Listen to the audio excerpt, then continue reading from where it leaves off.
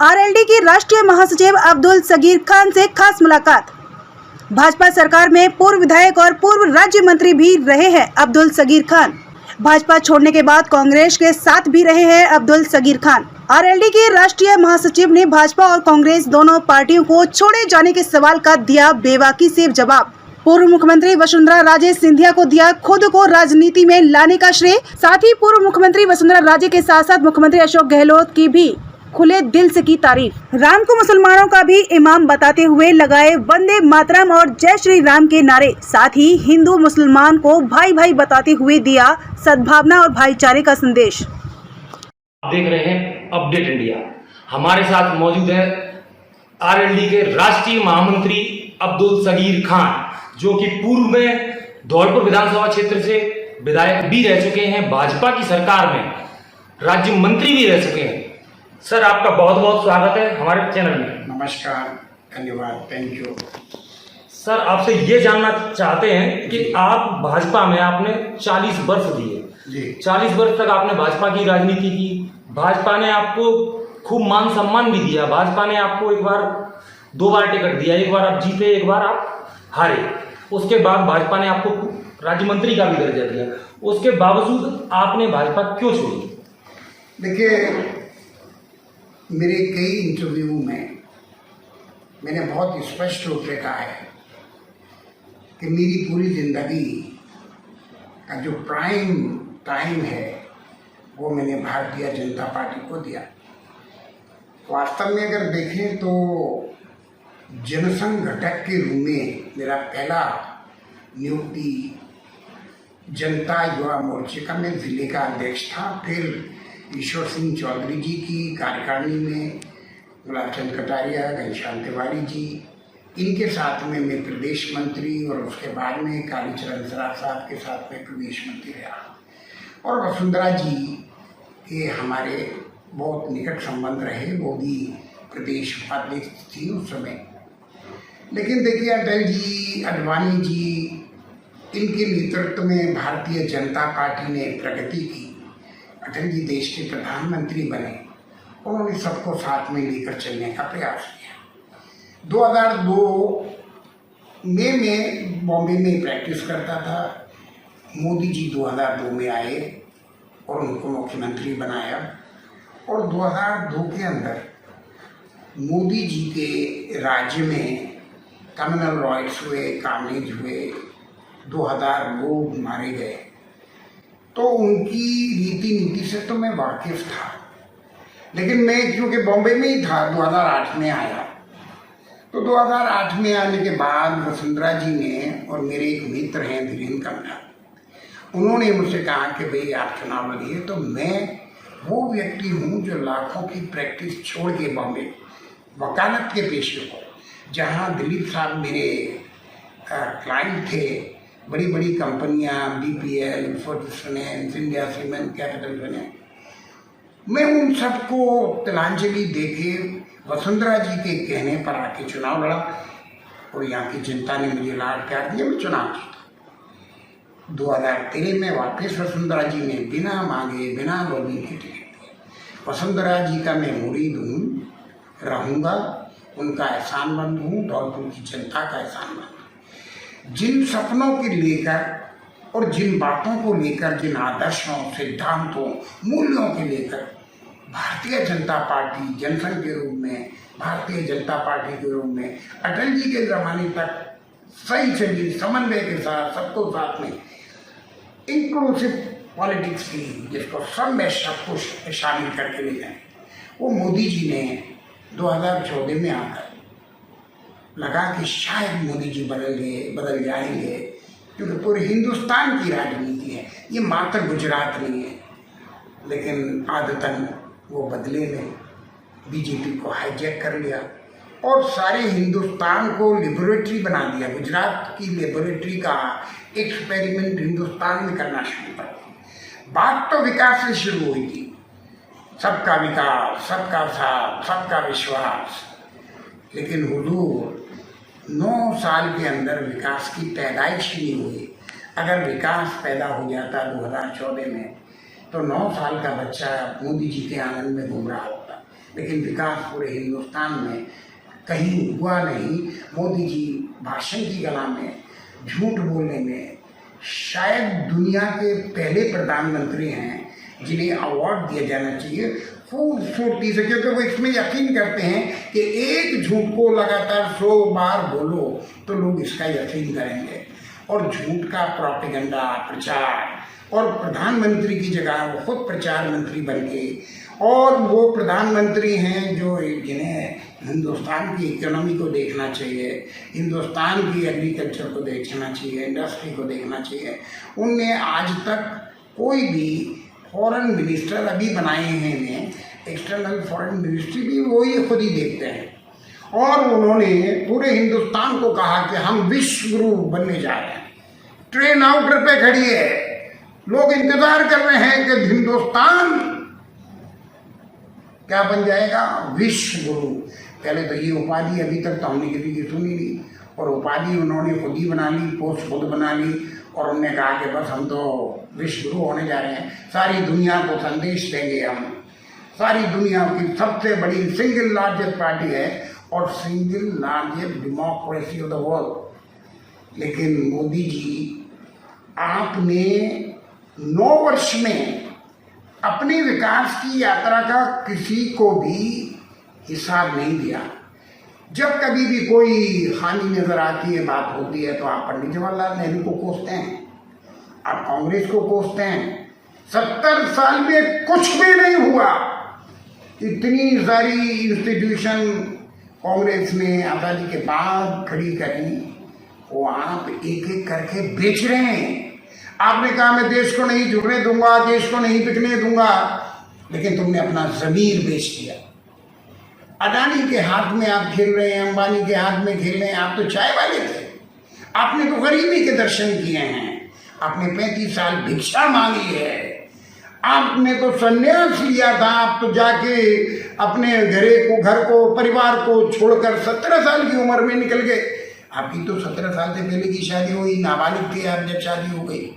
और आप जब लौटे 2002 में, RSS के आप प्रचारक थे, तो आपने जिस तरह की राजनीति का आगाज किया, आपको अटल जी ने भी कहा। अटल जी ने क्या कहा कि आप राजधर्म निभाओ। ये सारी चीज़ों को हम गौर से देखते रहे, इंतज़ार किया कि मोदी जी अब संभलेंगे, मोदी जी अब सबको साथ लेके चलेंगे। आज देखिए कि पूरे हिंदुस्तान में पार्लियामेंट में एक माइनॉरिटी का मुसलमान नहीं है, एक मंत्री नहीं है। किसी भी राज्य में किसी भी MLA को, मुस्लिम को टिकट नहीं देते हो आप। राजस्थान में 4 टिकट वसुंधरा ही देती थी, वो टिकट भी आपने नहीं देने दिया और यूनुस खान को बलि का बकरा बना दिया। तो ये कारण रहा आपका बीजेपी छोड़ने का? बीजेपी छोड़ने के कारण केवल और केवल नरेंद्र मोदी जी और अमित शाह, जिनने जेबी संस्था बना लिया है बीजेपी को, और पैसे का जो धन का धनतंत्र है, इतने सैकड़ों जो बीजेपी के कार्यालय बने हैं, अगर आप उसका कैलकुलेशन करेंगे तो कई हजार करोड़ रुपए के सारे देश के प्रदेशों में प्रदेश कार्यालय, धौलपुर में भी एक कार्यालय बनाया, उसकी कीमत भी 5-7 करोड़ होगी। तो ये पैसा कहाँ से आया है मोदी जी? तुमने तो भ्रष्टाचार के नमूने पेश कर दिए, खुद ही सबूत दे दिया, हमें कुछ कहने की जरूरत नहीं है। इन सारी स्थितियों के मैं पेशे से वकील हूँ, ईश्वर की कृपा है, मैं कोई इस तरह के काम में लिप्त नहीं हूँ। जनता की सेवा करने आया था, मुझे लगा कि भाई भारतीय जनता पार्टी में रह के मेरी खुद की नेता को सिक कर दिया 4.5 से। वो इंतजार कर रही हैं कि राजस्थान में मुझे हुक्म मिले तो मैं कुछ करूँ। 10 मुख्यमंत्री के प्रत्याशी हैं, अभी भी कर्नाटक की हार के बाद भी मोदी जी को होश नहीं आया है, वसुंधरा जी को सिक करना चाहते हैं, वसुंधरा RSS हावी है। इन सारी परिस्थितियों को देखते हुए मैंने बीजेपी छोड़ी। उसके बाद मैंने सोचा चलो सेकुलर पार्टी है, कांग्रेस में हमने 3 साल किया। नहीं सर, लेकिन जैसे आपने बीजेपी छोड़ी, लेकिन आपके जो नेता हैं, आप तहे दिल से बोलते हैं, खुले मंच से भी बोलते हैं कि वसुंधरा राजे आपकी नेता है जी, वो आज भी बीजेपी में है जी, जबकि आपको पता है कि मोदी जी और अमित शाह जी उनको ठिकाने लगाने लगे हुए हैं जी, उसके बावजूद भी वो पार्टी में, फिर आपने पार्टी में। देखिए मेरा दुर्भाग्य है, ये वही बता पाएंगे कि उन्होंने क्यों नहीं छोड़ी। उनका अनुभव अलग है। मैं तो एक छोटा सा कार्यकर्ता हूँ, मुझे मेरे राजनीतिक कैरियर की, फ्यूचर की कोई चिंता नहीं। मैं एक अच्छा वकील हूँ, मैं ट्यूटर भी रहा हूँ, मैं अंग्रेजी का ट्यूटर भी रहा हूँ, मैं अपना गुजारा कर लूँगा। मैं खुद कोई अरबपति करोड़पति बनना नहीं चाहता, मेरी कोई ख्वाहिश नहीं, कोई तमन्ना नहीं, कोई सपना नहीं कि मैं बहुत बड़ा पदाधिकारी बनूँ और मुझे मंत्री पद मिल जाए, मुझे ये मिल जाए। अगर मुझे सत्ता का लोभ होता तो मैं कांग्रेस में 3 साल रह के सत्ताधारी पार्टी को छोड़ के मैं आरएलडी में हाँ, मैं यही पूछने की कोशिश कर रहा हूँ कि आपको कांग्रेस में भी पूरा मान सम्मान, फिर आपने कांग्रेस को छोड़ी। देखिए, कांग्रेस में कांग्रेस ने आपको खूब मान सम्मान। देखिए मेरी बात सुनिए, कांग्रेस ने मुझे जो काम सौंपा, मुझे आसाम भेजा, मैंने आसाम में एज ए स्टार प्रचारक काम किया और वहाँ के एमएलए वर्तमान हैं और वहाँ तीनों प्रत्याशी मुसलमान थे, बीजेपी का भी मुसलमान था और कांग्रेस का भी मुसलमान था और हमारे बदरुद्दीन जो हैं उनकी पार्टी का भी, यूडीएफ का भी मुसलमान था और हमारे जो कांग्रेस के प्रत्याशी थे वो बीमार पड़ गए, सीवियर डायबिटिक थे। ये शरीर ने जाके वहाँ 15 दिन काम किया और जनता के अंदर एक नई रोशनी पैदा की और वो वहाँ का एमएलए चुनाव जीता। मुझे भरतपुर का संभाग का इंचार्ज बनाया, प्रभारी बनाया। मैंने वहाँ 12,000 किसान हस्ताक्षर अभियान में काम जी जान लगा के काम किया, 12,000 हस्ताक्षर कराए, मुझे अजमेर में भेजा। उसके बाद मुझे लगा कि यार संगठन, मुझे कोई सत्ता में कोई पद नहीं चाहिए था कि मुझे मंत्री बना दीजिए। मेरे को ये था कि भाई मैं कम से कम जीवित रहूँ, काम करता रहूँ, या फिर मेरे पार्टी वकालत की भी। सुनने में आया है जी कि आपको कांग्रेस ने जी जिला अध्यक्ष नहीं बनाया, इससे क्षुब्ध हो गए अपने कांग्रेस से। देखिए, जिला अध्यक्ष की चर्चा है, मेरी बात सुनिए, आपकी चर्चाएं तो पब्लिक की या आपके प्रश्न में है, कौन ने चर्चा की, क्या की, वो अलग विषय है। विषय ये है कि अभी महीना 15 दिन पहले ही जिला अध्यक्ष बनाया और मुझे छोड़े हुए कांग्रेस को भी 6-8 महीने हो गए और जिला अध्यक्ष मेरे लिए बहुत छोटा सा पद था और ना मैंने कभी जाके किसी से लॉबिंग की कि मुझे जिला अध्यक्ष बना दो। मेरे मित्र हैं मलिंगा जी, लालीलाल मेहरबा जी, उन्होंने मुझे सुझाव दिया कि हम चाहते हैं आप जैसा दमदार आदमी अध्यक्ष बने कांग्रेस का। ठीक है साहब, हम तैयार हैं। तो उसमें 2 साल निकाल दिए। अब मैं घर पे बैठा हुआ हूँ, ठीक है, मैं लाइजन वर्क नहीं करता हूँ, ये ईश्वर जानता है, मेरी जनता जानती है, मैं जानता हूँ। मैं मंत्रियों के पास नहीं जाता कि साहब ये काम कर दो, ये मैं ये कर लूँगा, मुझे ईश्वर ने दिया है तो मैं कभी नहीं जाता।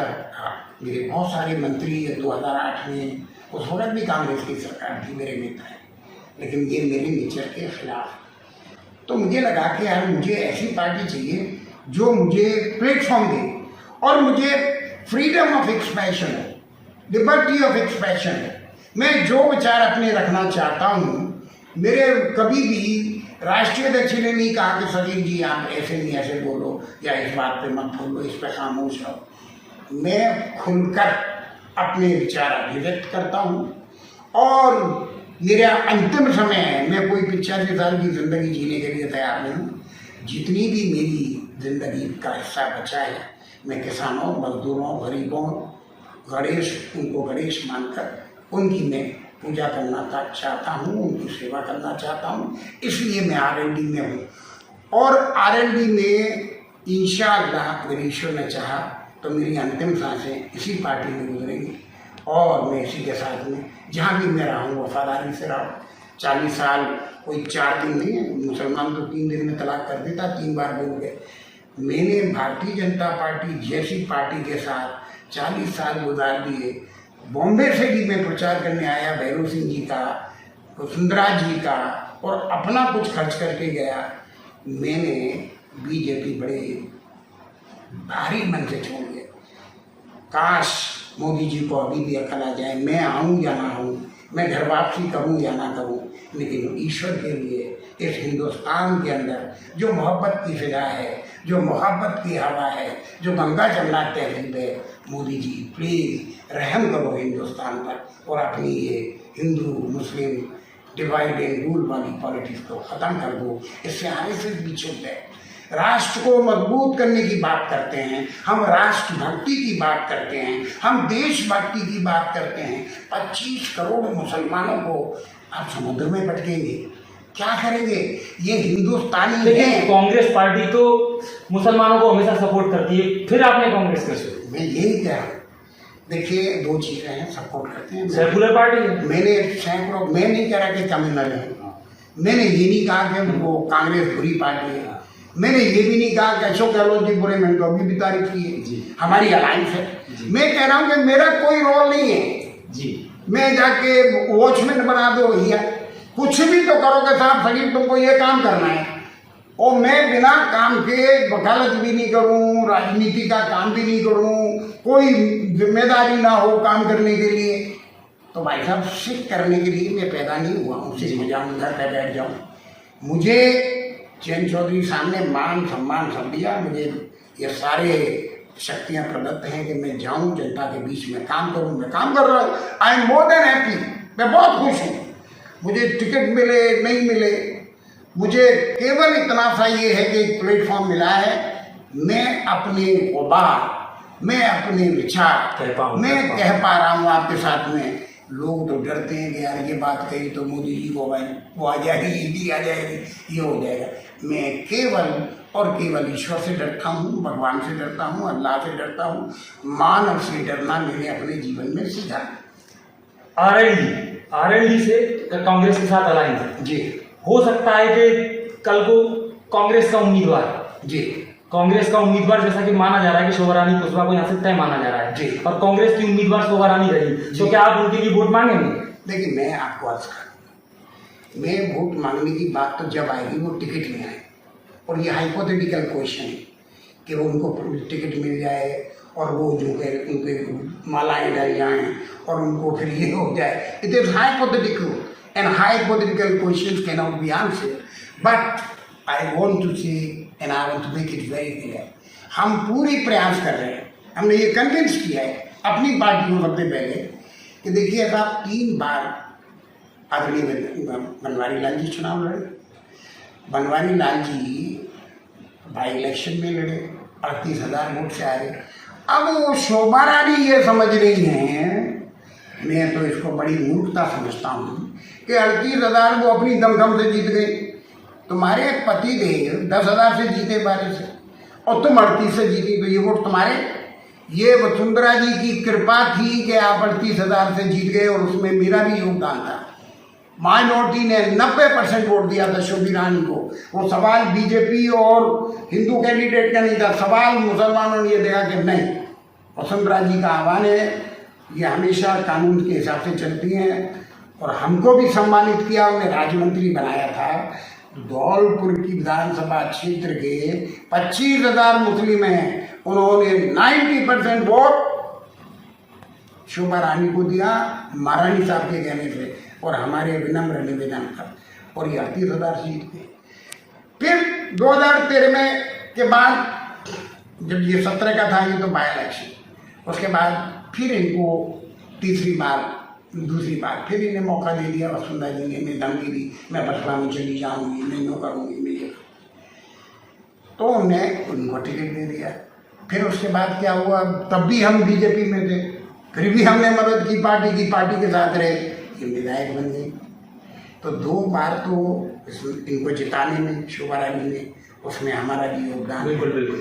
बनवारी लाल जी आ रहे, 2 बार अशोक जी आ रहे, बनवारी लाल जी आ रहे, फिर बनवारी लाल जी आ रहे। उनका परिवार इतिहास में लगातार 3 बार जब आ रहा है, जब शरीर बम्बई छोड़ के यहाँ पर शरण गच्छामी था और अपने समाज के हाथ जोड़े पैर छुए कि भाई मैं यहाँ पर हूँ और मैं यही रहूँगा और मैं आपके काम करवाऊँगा।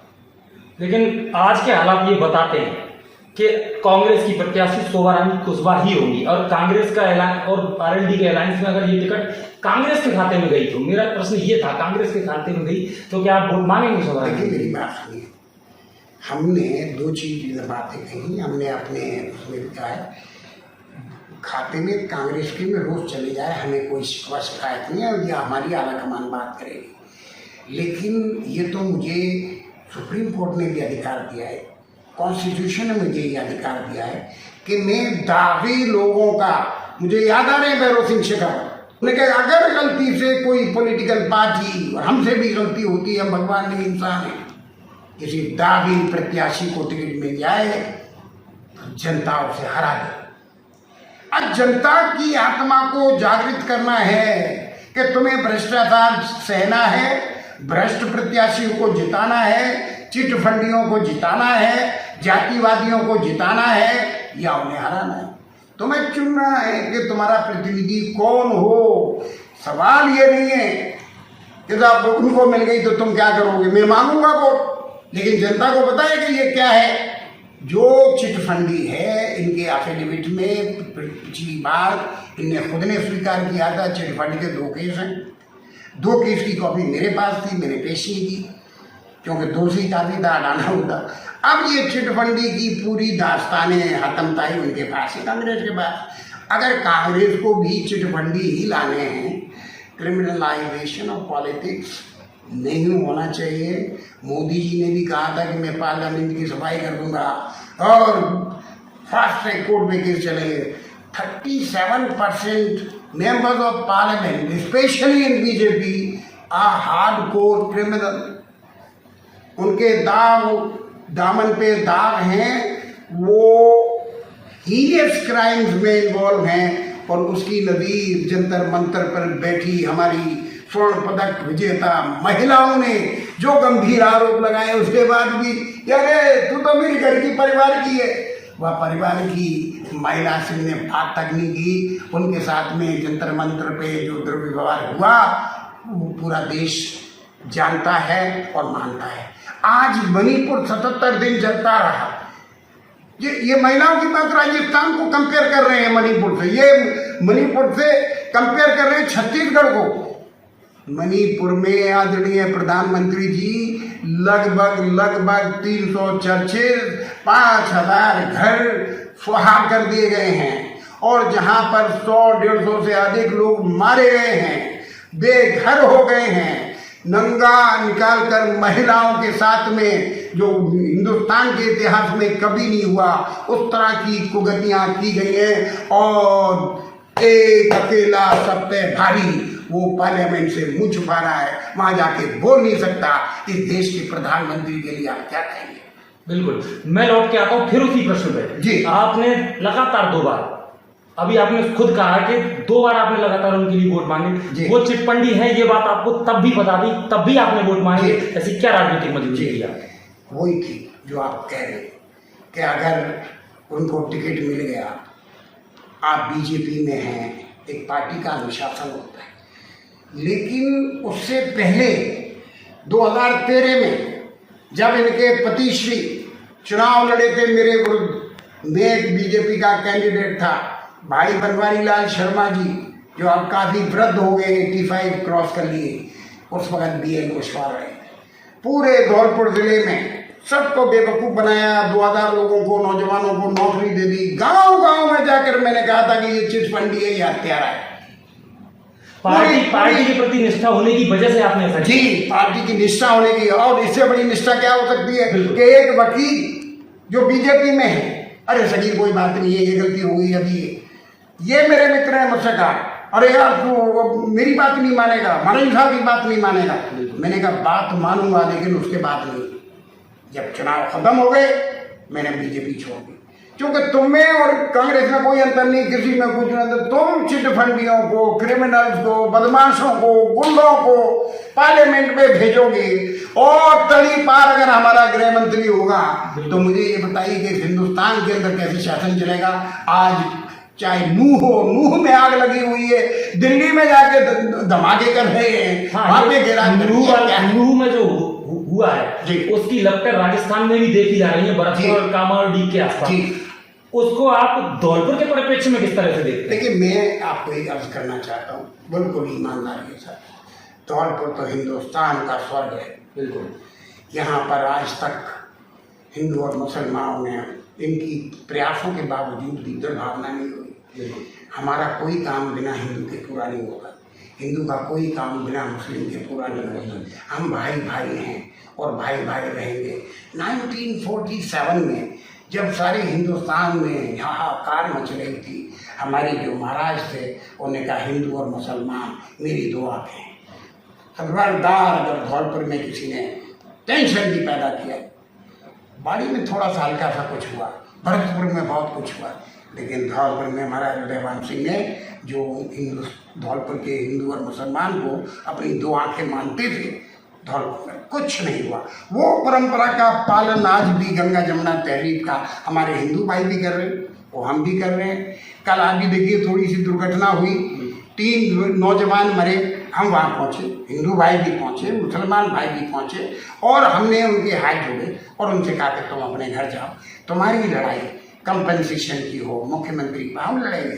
धौलपुर में अगर तुमने किसी पे पथराव कर दिया तो जिंदगी हमारी नालत है कि हमने यहाँ पर इतना रहकर और हमारे बच्चों से कोई गलती हो जाए, उसकी जिम्मेदारी हमें। जब रामनवमी निकल रही थी, भारतीय जनता पार्टी आगे थी, ये सगीर ने नारे लगाए थे कि एक ही नारा, एक ही नाम, जय श्री राम, जय श्री राम। ये आरएसएस वाले हमारे मुसलमान तो गुमराह हैं, मुझसे कहो वंदे मातरम, मैं अभी पढ़ दूँ, भारत माता की जय मैं अभी बोलता हूँ। आप जैसे नेता रहेंगे तो भाईचारा निश्चित कायम रहेगा, निश्चित कायम रहेगा जी। और आपका कहना है कि देश में या कहीं भी कुछ भी हो, धौलपुर में जो हिंदू मुस्लिम भाईचारा है वो हमेशा था, हमेशा है और रहेगा। बिल्कुल है। मैं यही अर्ज करना चाहता हूँ कि हम केवल मात्र सत्ता में आने के लिए, केवल मात्र के हम सत्ता में बने रहें, मैं 3 लगातार टर्म का रिकॉर्ड कायम कर दूँ, पंडित जवाहरलाल नेहरू से बड़ा नेता बन जाऊँ, दुनिया माने कि मोदी मोदी मोदी। ये व्यक्तिवाद की भी विरोध थी आरएसएस कि भाई व्यक्ति से बड़ी पार्टी है। अब पार्टी बीजेपी को नाम ना ले रखूँ, जब है मोदी मोदी मोदी, पीछे वो लेकर भटी भई है, वो भूखा रहूँगा, मोदी मोदी। राम मंदिर बनाओ, मोदी मोदी। मैं कहता हूँ भाई, राम मंदिर बनाओ। हिंदुस्तान के मुसलमान ने एक बार बाबरी मस्जिद का केस हार गए, एक भी कहीं पे भी छोटी सी कंकड़ी नहीं फेंकी। देखिए इस दरिया दिली को लड़े, हमारा हक तक कानून में लड़ेंगे, हम कानून में लड़ने के लिए हमारा अधिकार है। लेकिन एक बार जब वो तय हो गया कि हमको मंदिर बनाने का मुकदमा सुप्रीम कोर्ट ने दे दिया, पूरे हिंदुस्तान में कहीं भी ये बहुत ही विस्फोटक इशू था, लेकिन हमने कहा कि नहीं, सुप्रीम कोर्ट के सामने, जुडिशरी के सामने हम सिर झुकाते हैं। हमारे मन मुताबिक हुआ नहीं हुआ कोई बात नहीं, राम हमारे भी इमाम है, राम के हम अपना एक तरह से इमाम मानते हैं। इमाम के मायने लोग समझते नहीं, इमाम पूरे हिंदुस्तान के। ये हमारे बहुत बड़े शायर गुजरे हैं, उन्होंने कहा, अल्लामा इकबाल ने, राम हिंदुस्तान के इमाम हैं, इमाम के पीछे हम नमाज पढ़ते हैं, उनके पीछे हम चलेंगे, राम को हम मानते हैं, राम हमारे कण कण में है, राम को हमारी इबादत है, अल्लाह एक है, हम मानते हैं। लेकिन हम दूसरे मज़हब की इज्जत करते हैं, दूसरे मज़हब का सम्मान करते हैं। मेरा बचपन से मंदिरों में जाना, घंटी बजाना, उनके साथ में मंत्र का उच्चारण करना, मुझ जैसा एक बार भी बता दूँ, मैंने किया नहीं कि अरे भाई साहब मुसलमान तुम्हें बातें निकाल देंगे, फतवा आ जाएगा। मैंने कहा मैं निकलना पसंद करूँ। मेरा देखिए, religion is private matter between the God and the person. मेरे और मेरे खुदा के बीच का मुआहिदा है। मैं भगवान को कितना मानता हूँ, अल्लाह को कितना मानता हूँ, मेरा अकीदा कितना मजबूत है। मैं घर के अंदर बैठ के 3 बार नमाज पढ़ता हूँ, 2 बार पढ़ता हूँ, 4 बार पढ़ता हूँ। Who the hell is anybody to question me कि आप कितनी दिन बाद कितनी नमाज पढ़ते हो, कितना क्या करते हो। मैं राजनेता हूँ और मैं बाहर निकलने के बाद केवल इंसान हूँ, केवल हिंदुस्तानी हूँ, घर के अंदर मुसलमान हूँ। मोदी जी अगर इस परंपरा को मानते तो प्रेसिडेंट थे हमारे कोहली, उनको भी बुलाते। बहुत अच्छी बात कही आपने कि मैं घर से बाहर निकलते ही इंसान हूँ। जी, तो मैं बाहर निकलता हूँ तो मेरा नाम ज़रूर सगीर है, अब्दुल सगीर, लेकिन मैं इस बात को मानता हूँ कि मानवता का धर्म मेरा धर्म है। हिंदू से मिलूँगा तो उसकी गले लगाऊंगा, वो मेरा भाई है, उसकी आस्था का मैं आदर करूँगा, सम्मान करूँगा। तो ये एक प्रवृत्ति होनी चाहिए किसी राजनेता की। मैं चुनाव जीता, मैं कसम खा के कहता हूँ कि मैंने किसी मुसलमान से नहीं कहा कि मैं मुसलमान हूँ इसलिए वोट दे, बल्कि मैं मुस्लिम बस्तियों में जा भी नहीं पाया था। मुझे हिंदू भाइयों ने बहुत प्यार दिया, उन्होंने कहा यार ये तो हमने देखा है आदमी को, इसका नाम अब्दुल सगीर है, लेकिन ये हम सबको साथ लेके चलेगा। मेरे 5 साल के कार्यकाल में एक बार भी किसी मुसलमान और हिंदू का छोटा मोटा झगड़ा नहीं हुआ। किसी भी बात को लेकर मैंने सिर झुका के चलो, तुम्हारी बहुत बड़ी जिम्मेदारी है। ये 5 साल में विधायक हूँ तो मुझे ये नहीं चाहिए कि किसी की गाड़ी पे लिखा हुआ है गुर्जर, किसी की पे लिखा हुआ कुशवाहा, किसी की पे लिखा हुआ ये, कोई शोबाजी नहीं। विनम्रता से ये हम नौकर हैं, जनता के शासक नहीं हैं। जो अपने को शासक समझ रहे हैं, जो अपने को प्रशासक समझ रहे हैं, जो अपने को राजा समझ रहे हैं, 2 मिनट लगे भंगी बनाने में, 2 मिनट तुमको उतार के नीचे जनता डाल देगी और तुम अपने घर वापस चले जाओगे गुजरात। बिल्कुल। आपके जो आप विधायक रहे जी, राज्य मंत्री रहे जी, उस समय की कोई ऐसी उपलब्धि जी जो जनता के काम आई है, क्या बताए? देखिए, मैं आपको उस वक्त भी सौभाग्य से दुर्भाग्य से अशोक गहलोत जी का शासन था जी। हमने बहुत सारी मांगे रखी थी। हमने मेडिकल कॉलेज की रखी, हमने लॉ कॉलेज की रखी। लॉ कॉलेज के लिए मैंने 10 लाख रुपए दिए, वो गेट बनवाया और उसकी बाउंड्री कराई। ज़मीन मैंने दिलवाई। मेरे साथ में एबीवीपी के लोग थे। एबीवीपी का कार्यालय मेरी कॉलोनी में वो प्लॉट मैंने दिया है और उनके बनाने में भी सहयोग किया है। आज मैं बीजेपी में हूँ या नहीं, मेरे मित्र बीजेपी में, जिनके साथ में मैंने 30-40 साल गुजारे हैं, अब आप मैं उनसे नफरत करूँगा क्योंकि मैं पार्टी में नहीं हूँ। मेरा प्रेम है और मैंने पॉलिटेक्निक कॉलेज उसके बनाने में मदद करी, वो लगा हुआ है। नारायण साहब ने यहाँ मचकुंड के लिए, नारायण साहब जब मुख्यमंत्री थी तब मैं राज्य मंत्री था, ये पार्क की जो सड़क 2.5 करोड़ की यूनुस भाई आए थे ये बनाए, तुम्हारे मचकुंड पे काम किए, बहुत सारे काम हुए, सड़कों का निर्माण हुआ। आज विधायिका हैं शोभा रानी जी, वो एक मेहमदपुर गांव के अंदर उनकी खुद की उनकी कंपनी की ज़मीन पड़ी हुई है 17 बीघा, उसको बेचने के लिए उन्हें 3.5 करोड़ रुपए वहाँ लगा दिए, जहाँ एक घर नहीं है, एक मकान। और हमारी शहर की सड़कें विधवाएँ, वहाँ पर आप निकलेंगे तो खड्डे हैं। और हमारी शोभा रानी जी कहाँ इन्वेस्टमेंट कर रही हैं, वहाँ मेहमदपुर में लगा रही है, गाँव में जहाँ एक घर नहीं है। तो मैं आपको ये बताना चाहता हूँ कि मैंने पहला इंसान हूँ एमएलए राजस्थान का जिसने एक पुस्तिका छपवाई, आईना कभी झूठ नहीं बोलता। पूरे 5 साल का कार्यकाल का लेखा जोखा उसने लिया। मेरे को एमएलए फंड मिला तो मैंने कहाँ लगाया, वो पूरा लेखा जोखा है। मैंने कौन कौन से प्रश्न उठाए, वो लेखा जोखा है। मैंने किन किन विषयों पर तकरीर की, वो लेखा जोखा है। लोगों को पहली बार लगा कि यार कोई विधायक इस तरह के तीखे सवाल मंत्रियों से कर सकता है। मतलब स्वयं का रिपोर्ट कार्ड आपने स्वयं ही बना के और लोगों को बताया जी, ये बताया के माध्यम से जी, उसके माध्यम से वो बताया। और मैं विधानसभा का स्टार ऑफ द हाउस कई बार घोषित हुआ और 10 अच्छे वक्ताओं में वो मान सम्मान मुझे मिला। प्रेजेंस ज़्यादा से ज़्यादा मेरी रही, हर विषय को हमने उठाया। ये हमारा काम था। हम अपोजिशन में थे, अपोजिशन में आप क्या कर सकते हैं, परसू कर सकते हैं, मुद्दे उठा सकते हैं। जो मुद्दे हमने उठा दिए, तरीका ये होता है कि फिर ये ब्यूरोक्रेट्स उस विधानसभा को खंगोलते हैं कि वहाँ के प्रतिनिधियों की क्या मांग रही है। अब जैसे सवारी बनी, उन्होंने कहा साहब पॉलिटेक्निक की कॉलेज की मांग है, यहाँ मेडिकल कॉलेज की मांग है, यहाँ पर ये कॉलेज की मांग है, यहाँ पर ये। मैं आज आरएलडी में हूँ, मैं कह रहा हूँ वसुंधरा जी ने भी अपने हिसाब से उस वक्त बहुत काम किया, धौलपुर के लिए किया। झालावाड़ में मिनी सेक्रेटरिएट बना दिया, झालावाड़ को चमका के रख दिया। ये तो हमारी बदकिस्मती है कि 93 में वसुंधरा जी को हम लोग, जो आपने कहा कि लोग परखते नहीं है, समझते नहीं है, काश वसुंधरा जी धौलपुर में रहती और यहाँ से 2 बार मुख्यमंत्री रहती, धौलपुर दिल्ली की टक्कर का हो जाए।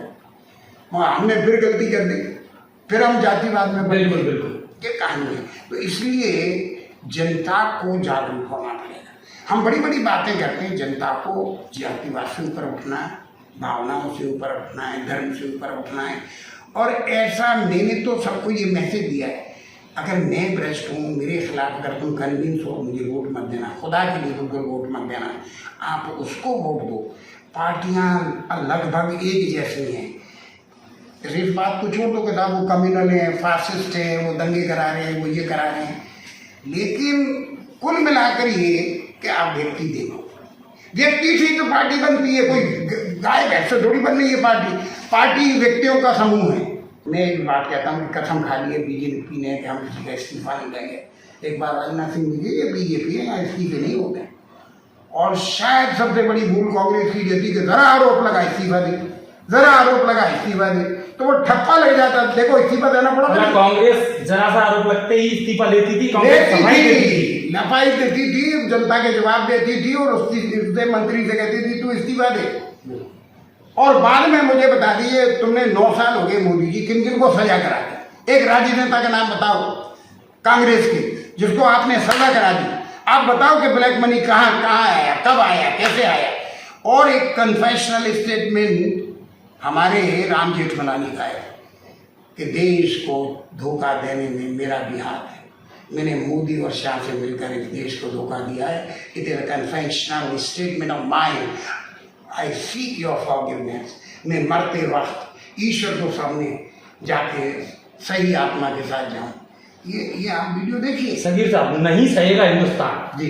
कल बीजेपी ने सचिवालय का घेराव किया था। जी। पूरे प्रदेश से लोग बीजेपी के कार्यकर्ता पहुंचे थे। जी। इस घेराव को आप किस दृष्टि से देखते? देखिए, मैं कहता हूं कि ये सब ड्रामा नाटक है। मैं अगर शायद बीजेपी में अभी होता तो मैं इस्तीफा दे देता। मैं कभी भी ये झूठ उसका वो नहीं मानेगी। तो ये अगर ये कांग्रेस तो पता नहीं क्यों इतना ये जो कांड हो रहे हैं। 21 मेंबर्स ऑफ पार्लियामेंट जिसमें जयंत चौधरी साहब खुद गए। अभी 2 दिन पहले मैं दिल्ली में था, उनसे मुलाकात की, तो उन्होंने वहाँ की सारी स्थिति को बताया कि क्यों और किस तरह से ये कोकई कौन है, मैथी कौन है, नागा कौन है, किस तरीके से वहाँ का कॉम्बिनेशन है और किस तरीके की वहाँ के फैब्रिक को, बॉर्डर स्टेट को बिगाड़ दिया। यहाँ गृह मंत्री कहते रहे कि सब ठीक है, सब ठीक है, अभी तक कुछ भी ठीक नहीं। मैं ये कहता हूँ कि तुमने विरोध किया, बहुत अच्छी बात है, तुम्हारा राइट है, it's your fundamental right to oppose. लेकिन आप 2 लोग ये कहते थे हमें बड़ी पीड़ा है इस मणिपुर को लेकर। मंत्री जी ने कहा, प्रधानमंत्री जी ने 36 सेकेंड 38 सेकेंड, बाकी वो 8 मिनट किसी और विषय पर बोले, वो छत्तीसगढ़ पे बोले, वो राजस्थान पे। There is no comparison between Rajasthan and Manipur, between Chhattisgarh and Manipur. भाई आइसोलेटेड इंसिडेंट हो गया वहां, तो sponsored by the state, sponsored by the chief minister who claims कि भैया ये एक वायरल हुआ है वीडियो, ऐसे दर्जनों घटनाएं। ये कन्फेशनल स्टेटमेंट ऑफ द कैमरे पे ये स्टेटमेंट है। अब वापस आए अपन धौलपुर की राजनीति, तो वर्तमान में जितने भी प्रत्याशी हैं, चाहे वो कांग्रेस से हो या बीजेपी की टिकट मांग रहे हैं, आधा दर्जन से ज्यादा प्रत्याशी, आप उनको किस नजर से? देखिए, मैं कहता हूँ कि 1-2 लोग हैं जिन्होंने काम किया है, उनको तो आप काम के आधार पे परख सकते हैं। एक जी चेयरमैन रहे जब मैं बीजेपी में था, ऐतिहासिक जीत, और उन्होंने अपने समय में बहुत काम किया। एक हमारे ये विधायिका जी हैं, उनका हम 8 साल से 9 साल से कार्य देख रहे हैं। अब जो मांग रहे हैं डॉक्टर हैं, डॉक्टर कभी जीते नहीं, बहुत अच्छे डॉक्टर हैं, दिन में 15 ऑपरेशन करते हैं, और ईश्वर की कृपा से, लक्ष्मी की उन पर कृपा है, 1.5 लाख रुपये रोज वो कमाए रहे। लेकिन पहली बार इलेक्शन लड़े और उनकी नाव में इतने ज्यादा छेद होने के बावजूद वो इतने वोट लाए। देखिए, वोट इसलिए लाई है, अब आप समझ लीजिए कि उस वक्त भी शोभा का कितना अनुभव था। वो तो ये इनका समाज है, आई एम सॉरी टू से, मुझे माफ़ कर देना, मैं आपके समाज पे उंगली उठाने का कोई अधिकार नहीं है। वहाँ तो क्या है, पार्टी वार्टी से कोई मतलब, एक पंचायत होती है समाज की, ये हमारे मुसलमानों में नहीं होती। आप एक नज़ीर निकाल देना कि सब पंचायत करके मुसलमानों तय कर लिया सही भाई ये वोट देंगे, नहीं। उनके यहाँ पंचायत हर गांव से 2-2 आदमी इकट्ठा होते हैं और वो तय करते हैं। तो ये तय हुआ था कि जो पहले राष्ट्रीय पार्टी का टिकट ले आएगा, शोभा पहले ले आएगी तो शोभा के साथ, और डॉक्टर ले आएगा तो डॉक्टर के साथ। डॉक्टर बेचारे थोड़ी सी ढीले हैं तो भाई टिकट जल्दी ला नहीं पाए। शोभा ने धमकी दे दी मैं बसपा में कूद जाऊँ, तो महाराज साहब के पास कोई चारा नहीं था, शायद वो नहीं देती, मगर उन्हें ऐसे टिकट देना पड़ा, जाने कह दी मुँह मिल गई करे। तो समाज ने कमिटमेंट किया था, वो धर्मा पट्टी होते था, धर्मा पट्टी में फिर उनको वोट देने पड़े शोभा को। डॉक्टर को तो मनमन शाह के 500 वोट मिले कुशवाहा के खासी। ये समाज ऐसा समाज है जिसने हत्यारे का साथ दिया, पूरे समाज में जुलूस निकला था और सारी बात थी। समाज पहले तो ये कर रहा था कि हत्यारे की पकड़ो, बाद में मालूम पड़ी कि हत्यारा तो घर में ही है, समाज गई है। तो उस वक्त समाज ने साथ दे दिया, हाथ हटा लिए। नेक सिंह के लिए मैं लड़ा, I was the first man to fight for it. मैंने केस में लड़ाई लड़ी, मैंने विधानसभा में उसके लिए लड़ाई लड़ी। ये गरीब झोंपड़ी वाले के लिए पैसे का कोई लालच नहीं, जिंदगी से कोई मोह नहीं।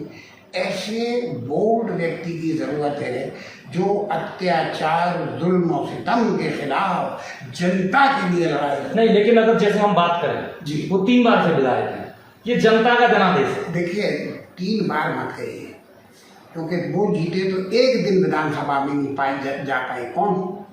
BL कुशवाहा। ये पूरा ज्ञान थोड़ा सा मैं ज्ञानवर्धन करूँगा कि जीतने के बाद उनने जो शपथ भी ली ना, कमरे में ली थी इसलिए, और उन पर उस वक्त ये आरोप पुलिस लगी हुई थी पीछे, पैसा दे दे के बच गए थे। बाद में मायावती का दबाव आया तो उनने फिर बैठ के ये तय किया कि मुझे सरेंडर होना है। फिर वो सरेंडर हो गए, तो वो विधानसभा को एक दिन भी फेस नहीं किया। और जब उनको कॉन्विक्शन हो गया, कानून सुप्रीम कोर्ट का है, लॉ है इस पर जजमेंट, उसी दिन उनकी, जैसे औरों की चली गई, राहुल जी की चली गई 2 साल पहले, वो तो आजीवन कारावास में गए थे, उनकी सदस्यता चली गई। उसके बाद में फिर ये खोज हुई कि भाई क्या करें, किसको लड़ाएं। तो कोई भी पार्टी, ये सबसे बड़े संकट की बात है, वो हर एक पार्टी के लिए किसी एक पार्टी को हम दोषी नहीं ठहराएंगे। Winnability is a criteria. जीतने वाला कैंडिडेट चाहिए, वो कोई भी हो, कैसा भी हो, कुकर्मी हो, लेकिन जीत सकता है। यस, पैसा है, रिसोर्सफुल है, यस। जाति के कितने वोट हैं? इतने हैं साहब, यस। धौलपुर अकेली एक नज़ीर है जहाँ से मुसलमान भी जीता है, वहाँ सिख भी जीता है। सिख तो 150 थे बेचारे, सरदार देवी सिंह भी वकील थे, उसको जनता ने जिताया। मैं वकील था, मैं मुसलमान था। अगर इस तरह का रंग धौलपुर में होता तो सगीर कभी जीवन में विधायक बन ही नहीं सकता था। हमारा धौलपुर भाई भाई की तरह से रहता है। मैं लौट के आता हूँ फिर उसी प्रश्न जी। डॉक्टर शिवचरण कुशवाहा इस समय बीजेपी की टिकट पाने वालों की दौड़ में हैं जी। तो प्रश्न मेरा ये था कि ये जो बीजेपी की टिकट के लिए 6 से ज्यादा उम्मीदवार हैं जी, वो कहाँ पाते हैं उम्मीदवार? लेकिन मैं सिवाय डॉक्टर के किसी को कहीं नहीं पाता। डॉक्टर की भलमनसाहत, शराफत, कोई पेशेंट पहुंच जाए तो उसका इलाज करता है, फ्री करता है, ठीक है सर। वो बड़ा भोला है, उसमें राजनीति के वो हथकंडे नहीं है और उसके अंदर वो छल कपट नहीं है, उसे खुद पैसा कमाने की इच्छा नहीं है। कल हो जाए तो बात अलग है, अभी तक नहीं। बाकी लोगों के व्यक्तिगत जीवन पर मैं कोई सवाल नहीं उठाऊंगा। कुछ तो खानदानी पेशेवर राजनेता हैं, उनका ये धर्म सिद्ध अधिकार है कि हमारा तो 50 साल से राजनीतिक कनेक्शन है, हमें तो चुनाव लड़ना ही लड़ना है, चाहे हारें चाहे जीतें। 30 से हारे हैं, 38 से हारे हैं, मगर हमको लड़ना है। मैं इस बात का पक्ष हूँ, मैं मिडिल क्लास फैमिली से आया। महाराज साहब की देन, शिवराम कुशवाहा महाराज साहब की देन, वो भी मिडिल क्लास फैमिली से था, गरीब झोंपड़ी वाला। अब तो कोई पार्टी ये तलाश करती है कि हमको करोड़पति चाहिए, कछु दान तो हमारी पार्टी ये दे दे, तो गरीब जो वैसे उनको मदद करते। अच्छा, आज की डेट में जितने भी प्रत्याशी, लगभग सब प्रत्याशी सारी पार्टियां घूम चुके हैं, तो इन प्रत्याशियों की विश्वसनीयता को कुछ बताइए। देखिए, विश्वसनीयता है तो जो पार्टी है उसी की नहीं। मोदी जी की क्या विश्वसनीयता है? बस तुम जो कह दो बीजेपी नहीं छोड़ेंगे, उन्हें और नहीं को ठोर नहीं, वो और नहीं तो ठोर नहीं। तो बीजेपी में या किसी पार्टी में मोदी को कौन लेगा, या और इतने बड़े बड़े नेता हैं उनको कौन लेगा? और इनने कुगत हुई साहब, कल्याण सिंह ने छोड़ दी, ठिकाने पे आए गए, उमा भारती ने छोड़ दी, वो ठिकाने पे आ गए, और आगे। ये दमखम दिखाने का मादा जिस दिन बीजेपी में पैदा हो जाएगा, क्योंकि बीजेपी में लगाम तो आरएसएस के हाथ में है। अगर आरएसएस आशीर्वाद किसी और को दे देगी, मोदी जी से दुष्ट चल रहे हैं, क्योंकि आरएसएस इतनी खराब नहीं है जितना उसको दिखाया जाता है। आरएसएस जो हम प्रभावित हुए के साथ चरित्र, चेहरा, चाल, देश के अंदर आपके संस्कार, बहुत अच्छी बात है, हम कोई संस्कार के खिलाफ थोड़ी, तुम्हारे सनातन धर्मी संस्कार हो, कुछ भी हो, आपको अधिकार है। लेकिन हम तो केवल हिंदू मुसलमान कम्युनल पॉलिटिक्स के विरुद्ध में हैं। जीतने के लिए मोदी इस हथियार को इस्तेमाल करेगा। अब आप में दम है तो उनको गिरफ्तार करके बताओ। मलिक को, सत्यपाल मलिक को वो कह रहे हैं कि पुलवामा में मोदी जी का हाथ है। मैं शपथ लेके कहता हूँ, मैं प्रमाण देता हूँ। और उनको अभी भी संदेह है कि राम मंदिर पर अटैक हो सकता है, कोई बीजेपी के बड़े आदमी की हत्या हो सकती है। आईबी इंटेलिजेंस ब्यूरो जाके पूछे कि आपको ऐसी क्या इन्फॉर्मेशन है कि राम मंदिर पर अटैक हो सकता है। नहीं, मेरा प्रश्न ये था कि धौलपुर के प्रत्याशी हैं जितने भी, वो प्रत्याशी अपनी परिस्थिति के हिसाब से दल बदल कर रहे हैं और सभी प्रत्याशी देखो साहब, दल बदल तो ये होता रहेगा, ना आप रोक पाओगे, ना मैं रोक पाऊंगा, ना कोई रोक पाएगा। दो चीज़ें हैं। पहली चीज़ ये कि कोई दल बदल क्यों नहीं करे, आपने क्या एहसान कर दिया। अभी तो वो एमएलए तो है जी, एमएलए के खिलाफ भी तो एंटी डिफेक्शन लॉ है। संगठन से आज इस पार्टी से इस पार्टी से आगे, वहाँ दोनों चीज़ें बिल्कुल क्लियर कट डिस्कशन होना चाहिए। एक आदमी ये देखता है कि भाई मेरा खुद का भविष्य क्या है, ये पॉलिटिकल करियर है। आप MBA हो, आपने 6 महीने इस कंपनी में काम किया, प्रलोभन मिल गया कि माँ 10,000 और बढ़ जाएंगे, वहाँ चले गए, तो ये तो आना जाना होता रहेगा। लेकिन तुम पार्टी में रह के क्रॉस वोटिंग करो। तुम्हारी तिवारी जी तो कोई दोस्ती नहीं, प्रमोद तिवारी यूपी के आके लड़े और तुमने क्रॉस वोटिंग कर दी, छुड़ा भोंक दिया बीजेपी के। और मैं कह रहा हूँ ये तो जान ही रही है, ये बीजेपी में चली जाएगी, बीजेपी स्वीकार कर लेगा, एक्सेप्ट मारा नहीं सकता, क्योंकि बीजेपी को भी विनिंग कैंडिडेट चाहिए। अभी तक बीजेपी के पास ना राजाखड़ी में विनिंग कैंडिडेट है, ना बाड़ी में विनिंग कैंडिडेट है, 2 जगह तो है। क्या भाजपा राजस्थान में CM वसुंधरा राजे को प्रोजेक्ट करेगी आगे? मैं जो मोदी के और इनके देख रहा हूँ, ये किसी भी स्वाभिमानी महिला हो, पुरुष हो, जो अपना दमखम रखता हो, इनसे की बराबरी उनके भी अपने राजस्थान की सबसे लोकप्रिय आज भी वसुंधरा जी में 36% है, 36% है। अगर ये मोदी जी अपने फेस पे लड़े, और उनका फेस अब लोगों को पसंद नहीं है, वो कितनी भी अपने मेकअप कर लें, वसुंधरा जी को अगर चेहरा बना दिया तो बीजेपी लड़ पाएगी, अदरवाइज बीजेपी हारेगी, गहलोत साहब जीतेंगे, सरकार फिर पुनः कांग्रेस की आएगी, ये आप निश्चित समझ लो। मैं इस बात का बड़े ऑनेस्टली कन्फेशन कर रहा हूँ कि पिछले 70 सालों में मैंने कई सरकारें देखी, जब मैं यहाँ पे था तब भी सरकारें देखी, इतनी बड़ी ताकत विधायकों को किसी ने नहीं दी, और इतने ज़बरदस्त काम जो कहावत बन गए कि तुम मांगते मांगते थक जाओगे, मैं देते देते नहीं थकूँ। मेरे सामने की बात है, पूरी 25 की लिस्ट बना दी है, वहीं साइन कर दी। आप मंच पर मौजूद, मैं मंच पर मौजूद था। तो ऐसा मुख्यमंत्री तो मैंने यार दुर्लभ नहीं देखा है कि जो तुरंत डिसीजन ले, तुरंत यस हमें बाईपास चाहिए लो, मतलब रिंग रोड चाहिए लो, अरे साहब हमारे टाउन हॉल नहीं बनाओ। यहाँ पे तो मांगना ना, ये मांगेगी तो अपने लिए मांगती है कि मोहियों कर दो, मुझे लवकुश को अध्यक्ष बनाए दो, मुझे वहाँ सड़क दे दो। ये लेडी अगर सार्वजनिक काम करती, ये खुद लगती सीधी है, वास्तव में सीधी हो सकती है। मैं खुरापाती जेल में बैठो, वो वहीं पे वो चलाता है डायरेक्शन, और ये सारी जो भी सरकार आती है, सरकार में चले जाते हैं तो कोई रोक टोक नहीं है। सारे डायरेक्शन जेल से आ रहे हैं, सारे काम वहीं से आ रहे हैं, सारी धमकियाँ वहाँ से आती हैं, और जब वो पैरोल से बाहर आ जाते हैं तो फिर वो अपना रंग दिखाते हैं। तो मैं तो ये मांग करता हूँ कि ये सारी पॉलिटिकल पार्टी डिसीजन ले, एक पार्टी नहीं लेगी कि हम अब इन सांपों को नहीं पालेंगे। ये सांप हैं क्रिमिनल्स, ये डसेंगे इन राजनेताओं को एक दिन, और पूरे देश का वातावरण खराब हो जाएगा, और ये कभी कंट्रोल नहीं कर पाएंगे। क्रिमिनल्स लोगों को बिल्कुल भी तवज्जो मत दो, और इन्हें जरा भी उठने मत दो। शुद्ध राजनीति करो, अच्छे लोग लेकर आओ। ये तय है कि आने वाले विधानसभा चुनाव में कम से कम धौलपुर की राजनीति में आपका बहुत बड़ा रोल रहने वाला है। क्या आपको लगता है कि धौलपुर का मुसलमान आपके कहने से वोट देगा? देखो, मुसलमान किसी के कहने से नहीं देता। मुसलमान को जो वोट बैंक कहते हैं, मुसलमान किसी की वोट बैंक नहीं है। मुसलमान मेरिट के आधार पर तय करता है। जब उनको लगता है कि वसुंधरा जी थी और वो नॉन कम्युनल हैं, उनको लगा कि ये काम करेंगी, तो उसमें छोटा सा सहारा हमारा था, बाकी वसुंधरा जी का चेहरा था।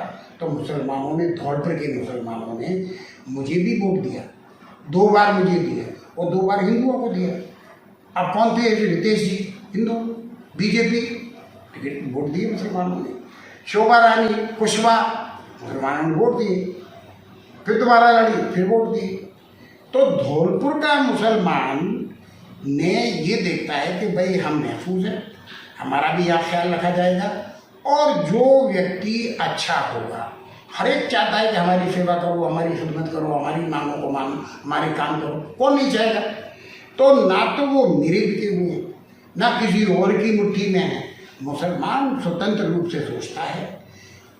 हम तो केवल जाके बातें रखते हैं और रखेंगे इंशाल्लाह, और वो अगर संतुष्ट होंगे तो वोट देंगे जिसको भी हम चाहेंगे, वो नहीं देंगे कोई बात नहीं, वो स्वतंत्र है, अपनी उनकी स्वतंत्रता की अभिव्यक्ति है। मेरे अलावा आज माशाल्लाह कम से कम 15-20 लोग हैं, छोटे बड़े सब एक्टिव हैं, अलग अलग पार्टियों में काम कर रहे हैं, केवल कांग्रेस में नहीं है, बीजेपी में मुसलमान है और पार्टियों में मुसलमान है। तो मुसलमान किसी एक पार्टी का पिछलग्गू नहीं है, लेकिन वो ये चाहता है कि हिंदुस्तान में गंगा जमुना तहजीब रहे और मोहब्बत की एक दुकान नफरत के बाजार में खुलती रहे, उस पर वो अपने वोट देगा। नफरत वालों के साथ नहीं होगा, जहाँ तक मुझे उम्मीद है वो मोहब्बत के साथ है। मोहब्बत ही इस्लाम का पैगाम है, मोहब्बत ही ईमान है और मोहब्बत ही खुदा है, मोहब्बत ही ईश्वर है, ये हमारी मान्यता है। धन्यवाद। ये थे अब्दुल सगीर खान, जिन्होंने कि हर मुद्दे पर खुलकर चर्चा की, बताया कि देश का धौलपुर का मुसलमान वोट बैंक नहीं है, और बताया कि घर से बाहर निकलते ही वो पॉलिटिकल ना होकर एक इंसान होते हैं। फिर मिलते हैं ऐसी किसी शख्सियत के साथ, तब तक देखते रहिए अपडेट इंडिया।